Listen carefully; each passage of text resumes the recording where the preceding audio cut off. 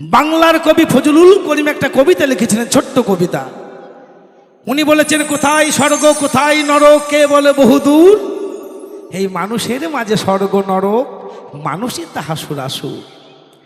প্রেমের প্রীতি পূর্ণ বাঁধনে মিলে যাবে পরস্পরে, স্বর্গ তখন আসিয়া দাঁড়াই আমাদের কুড়ে ঘরে। মাগো, স্বর্গ মন্দির মসজিদ গির্জায় কোথাও নেই মা, স্বর্গ আছে মানুষের মধ্যে। ওই জন্য চণ্ডীদাস বললেন, শোন রে মানুষ ভাই, সবার ওপরে মানুষ সত্য, তাহার ওপর কেউ নাই। তবে মা, বড় দুঃখ হয় মনে, আমরা মানুষের মতন দেখতে হলাম মা, মানুষের কর্ম করতে পারলাম না। তাই একজন মহাজন কলম দিলেন, পশুবৃত্তি মানব জাতি করছে রে পালন, অজ্ঞানতার অহংকারে মানুষের পরিপূর্ণ মন। সাদা কালো মন্দ ভালো পশু জানে না, এই মানব জাতি জানে কিন্তু মেনে চলে না। এমন কিছু মানুষ আছে বিশ্ব চরাচরে, হৃদয় ভরা মহিলা তারা ভদ্রবেশে ঘুরে, ভদ্রবেশে ঘুরলে তাদের মানুষ বলে না, মানুষ হবে আসবে যেদিন জ্ঞানের চেতনা। বাঁদরের আদর বেশি হচ্ছে সারা দেশে, মা বাবার সেবা ছেড়ে বর্তমানে ছেলেমেয়েরা কুকুর কিনে বসে। দেখবেন এমন এমন বাড়ি আছে, সকালবেলাতেই ডগি ডগি বিস্কুট দেবে আর কি, ডগি ডগি বিস্কুট, আর মা বাবাকে এক খাবল খেতে দিতে পারে না। সৎ ব্যক্তি কাঙাল বেশে রাস্তায় রাস্তায় ঘোরে, অসৎ ব্যক্তি টাকার জোর দিনে দিনে বাড়ে। অধম দিন দাসে কয়, ওরে পশুর সঙ্গ ছাড়ো, এই মানুষ যদি হতে চাও আগে মানুষের চরণ ধরো। জয় জয় নিতাই গৌর হরিবল হরিবল। তাই গাইব বাউল গান। কিছু কথা জিজ্ঞাসা করেছেন, বাউল গান কয়েকটি প্রকারের, বাউল কয়েক ভাগ্যে ভাগ করা যায়। বাউল গান হচ্ছে স্থূল, প্রবর্তক, সাধক, সিদ্ধি। মা মন দিয়ে শুনবেন। তাই এই যে আপনারা হরিবাসর করেছেন, এই গোবিন্দের চরণ পেতে গেলে তার আগে তো কর্ম আছে মা, হাসাম করে তো গোবিন্দকে পাবেন না মা। স্থূল, প্রবর্তক, সাধক, সিদ্ধি। স্থূলের কর্ম হচ্ছে প্রথম পিতামাতার চরণ সেবা করা। পিতামাতার চরণ সেবা করলে গুরুর চরণ পাবেন, গুরুর চরণ সেবা করলে সাধুর চরণ পাবেন, সাধুর চরণ সেবা করলে তবে গোবিন্দের চরণ পাবেন। কিন্তু সেটা করি মা, করি না। তাই শুনুন একটি মনোশিক্ষার গান। ওরে খায়া খেহি দধি দুগ্ধ, ওই মাটির মাকে করিছ মুগ্ধ। দেখবেন যখন একটা মাটির প্রতিমা পূজা হয়, ক্ষীর নবনী দধি দুগ্ধ কত ফলমূল মাথায় করে নিয়ে যায়। কিন্তু ঘরে একটা বৃদ্ধা জ্যান্ত মা থাকে, কোনোদিন বলি মা তোমাকে 200 টাকা দিলাম, তুমি দুদিন ফল কিনে খেও। গোবিন্দ এক জায়গায় কলম দিলেন, প্রতিটা মায়ের অন্তরে প্রতি মা বিরাজ করি। আগে মাকে ভালোবাসতে হবে। কেন? জননী জন্ম ভূমিষ্ঠ স্বর্গাদপি করিয়সি। কিন্তু সেই কর্মটা আমরা করি না। তাই শুনুন, ওরে খায়া খেরি দধি দুগ্ধ, ওই মাটির মাকে করিছ মুগ্ধ। ঘরে বসে জ্যান্ত মাতরে পচা পান্তা খাই, ওরে স্বর্গ পুরে ছাই হবে রে আমার মায়ের বেদনায়। খায়া খেরি দধি দুগ্ধ, খায়া খেরি দধি দুগ্ধ, মাটির মাকে করছ মুগ্ধ। খায়া খেরি দধি দুগ্ধ, মাটির মাকে করছ মুগ্ধ। ঘরে বসে জ্যান্ত মাতরে, ঘরে বসে জ্যান্ত মাতরে পচা পান্তা খাই, ওরে স্বর্গ পুরে ছাই হবে রে মায়ের বেদনাই। ওরে স্বর্গ পুরে ছাই হবে রে আমার মায়ের বেদনাই। মায়ের উলু ধরে দেন। জয় জয় নিতাই গৌর হরিবল হরিবল।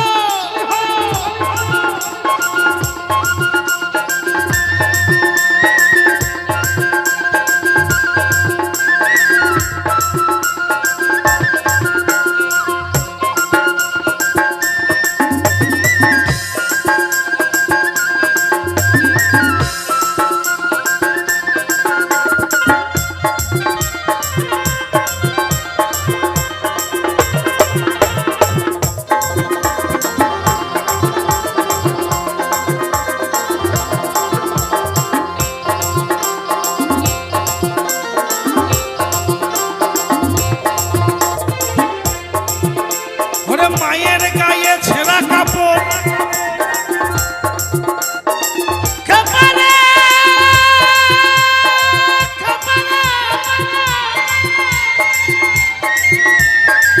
ওরে খাপা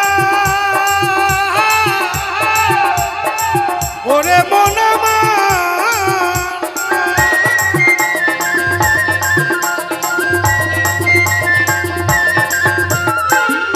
ওরে মায়ের গায়ে ছেঁড়া কাপড়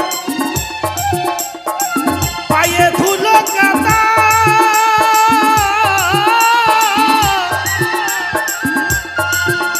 ওই দুর্গা পূজায় দিদি রে তুই ওরে 1000 টাকা চাঁদা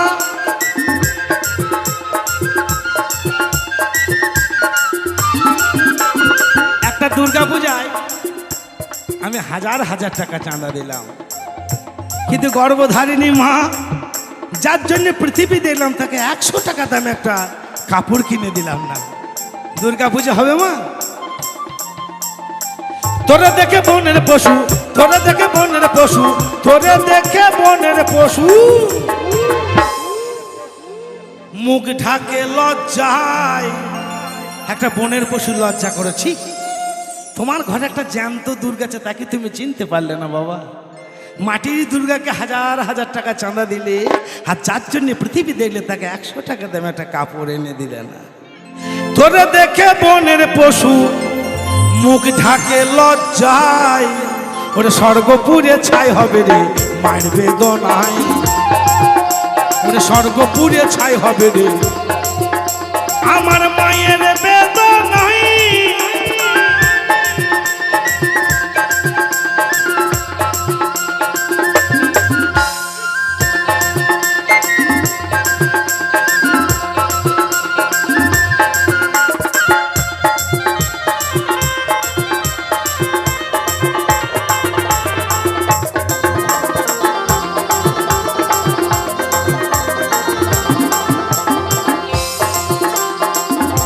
ভাই যাও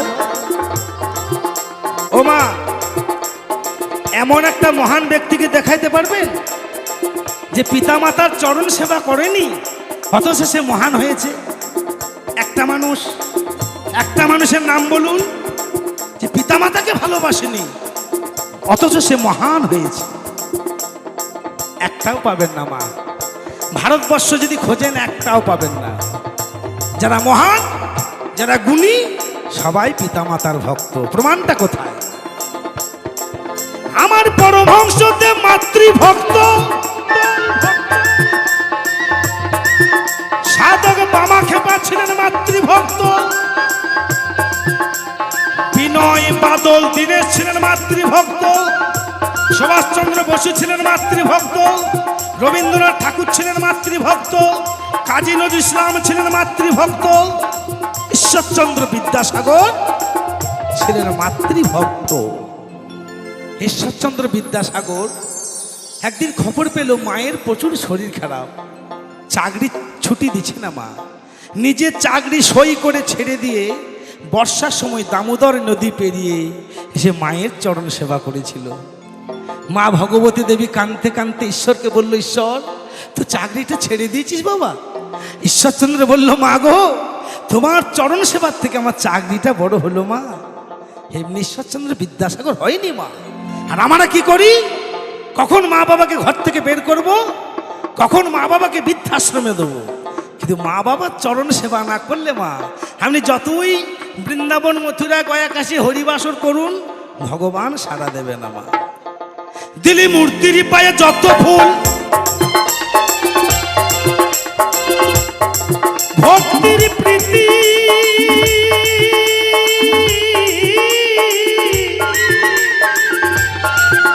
তার 100 ভাগের 1 ভাগ যদি আমার মায়ের পায়ে দিতিস,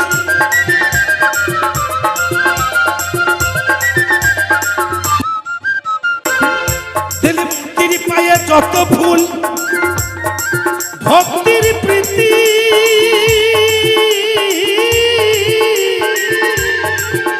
তার 100 ভাগের 1 ভাগ যদি আমার মায়ের পায়ে দিতিস, তোরই পূজা দিত সকল, তোরই পূজা দিত সকল স্বর্গের দেবতায়।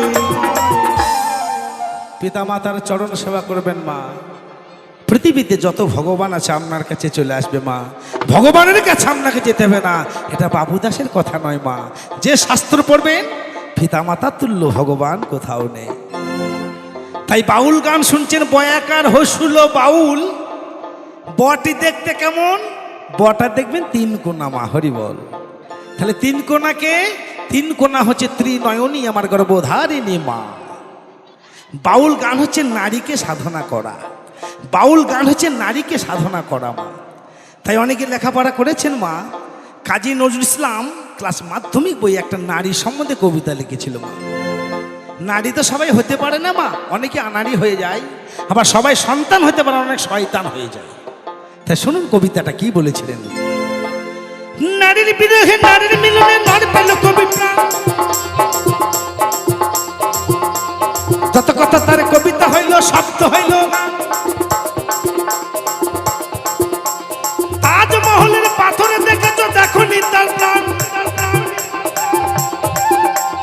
অন্তরে তার মমতাজ নারী, বাহিরে শাহজাহান। ভেবেছ নর নারী শুধু মিটায় কামের ক্ষুধা, তুমি দিলে প্রেমের অর্ঘ, তোমায় দিত সুধা। তাহলে কবি কি বললেন? নারীকে কামনার দ্বার হিসেবে ব্যবহার করলে হবে না বাবা, নারীকে প্রেম করা জানতে হবে আগে।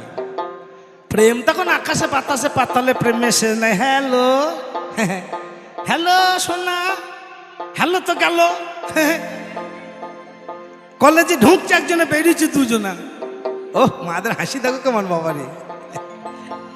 কিন্তু ওই প্রেমটা টেকে কদিন? দেখবেন 1.5 মাসের মধ্যে একজনে গলায় দড়ি নিয়ে ঝুলছে। ওই প্রেমের কথা বলেনি মা। বাউলের প্রেম কাকে বলেছে? চণ্ডীদাস। চণ্ডীদাস কলম দিলেন, প্রেম কাহাকে বলে। পিরিতি পিরিতি সবার জন্য গায়ে, পিরিতি মিলবে কোথা?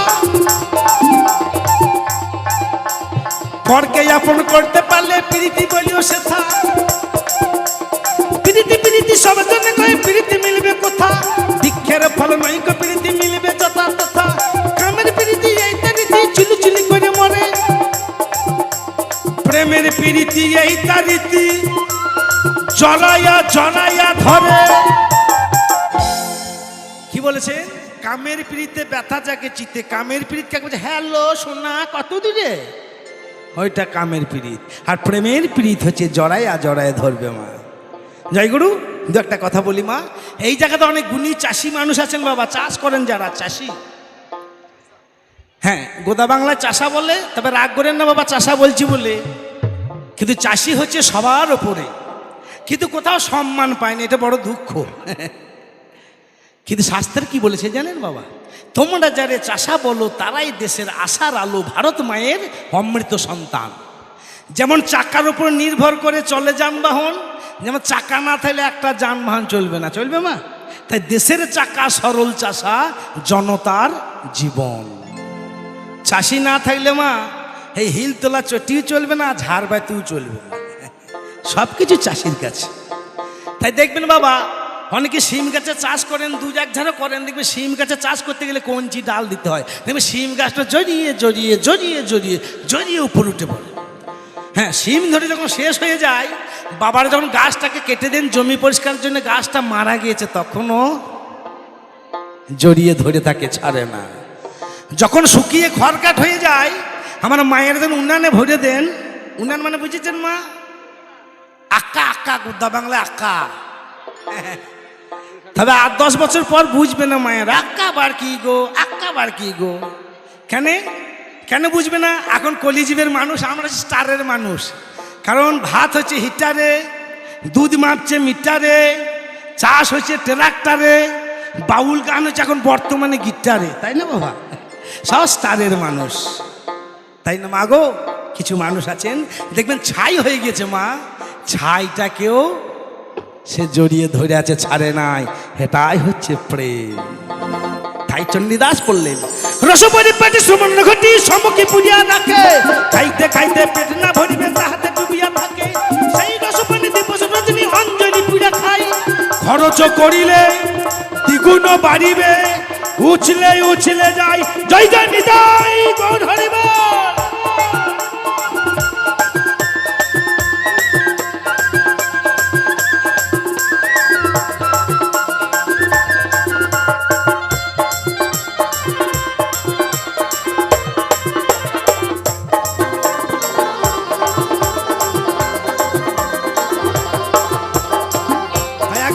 ভালোবাসো বাবা, মাকে যদি কেউ ভক্তি না করো, মহাজন কলম দিলেন, ওরে ধ্বংস হয়ে যাবি যদি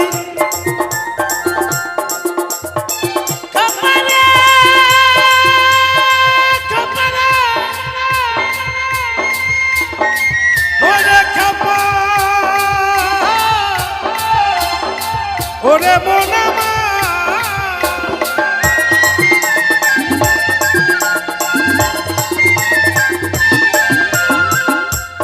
ধ্বংস হয়ে যাবি যদি, অভিশাপ দেয় মা,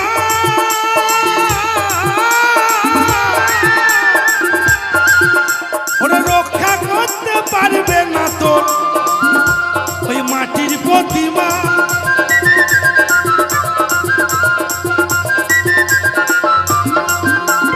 কারণ আসতে বাজাও, নারী হচ্ছে সবার ওপরে, মা হচ্ছে সবার ওপরে। প্রমাণ নেবেন মা, দেখবেন কোনো সংসারে সকাল সন্ধে নারীর চোখে জল পড়ে, সেই সংসারটা সুখীময় হয় না মা। নারীর চোখে জল মানে আগুন, সেই সংসারটা ধ্বংস হয়ে যায়। আর আমরা মায়ের এত বড় কেন? প্রমাণ তো আছে মা। অনুসূয়া বেহুলা সতী নারী ছিল মালাবতী, বাঁচাইল মরাপতি, শাস্ত্রে প্রমাণতা।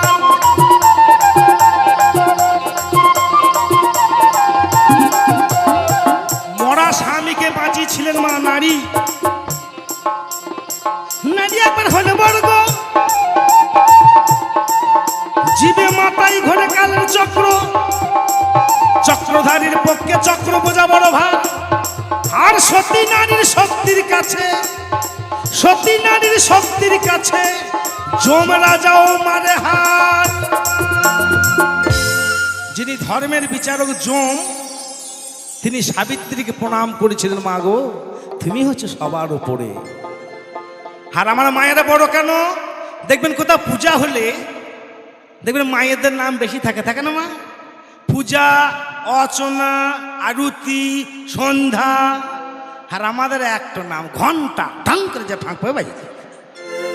আমাদের অধম বেটা ছেলে একটা নাম ঘন্টা, ঢং করে যে ফাঁক পাবে সে বাজিয়ে দিয়ে পালাবে। তাহলে আমার মায়েরা বড় নয়? তাই বলছে পৃথিবীতে যত হিরো মস্তান বাবু, নারীর কাছে সবাই হরি বল। রাজা চালায় রাজ্য, রাজাকে চালায় রানী, মেয়ে ছেলে থাকে। মাকে শান্ত করতে হবে বাবা। তাই বললেন একে চন্দ্র দুইয়ে পক্ষ, পিতামাতা চরণে দিয়ে রেখো লক্ষ্য, তিনে নেত্য চারে বেদ।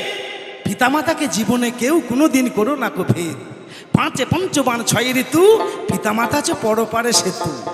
সাথে সমুদ্র আটাষ্ট বসু, পিতামাতার যে চরণ সেবা না করে তার জীবনটা হয়ে যায় পশু। নয়ে নমগ্র দশে দিক, পৃথিবীতে যত ভগবান আছে আমার প্রথম ভগবান পিতামাতা হচ্ছে ঠিক। তাহলে পিতামাতার চরণ নিয়ে মনে রাখবেন মা। যদি না রাখেন ওটা ধ্বংস হয়ে যাবি যদি।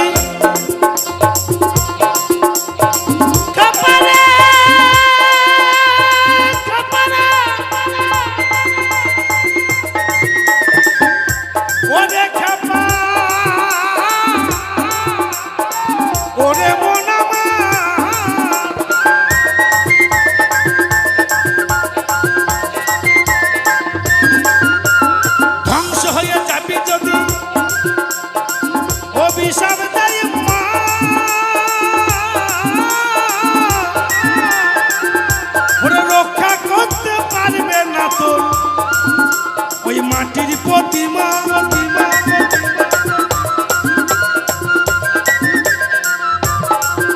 ভাই নকুলি বলে নকল ছেড়ে, ভাই নকুলি বলে নকল ছেড়ে ধর জ্যান্ত মায়ের পাহাড়। পিতামাতার চরণ সেবা করবেন, এই মানব জীবনটা ধন্য হয়ে যাবে মা, নইলে স্বর্গ পুড়িয়ে ছাই হবে রে মায়ের বেদনায়, ওরে স্বর্গ পুড়িয়ে ছাই হবে রে, ওরে স্বর্গ পুড়িয়ে ছাই হবে রে, ওরে স্বর্গ পুড়িয়ে ছাই হবে রে।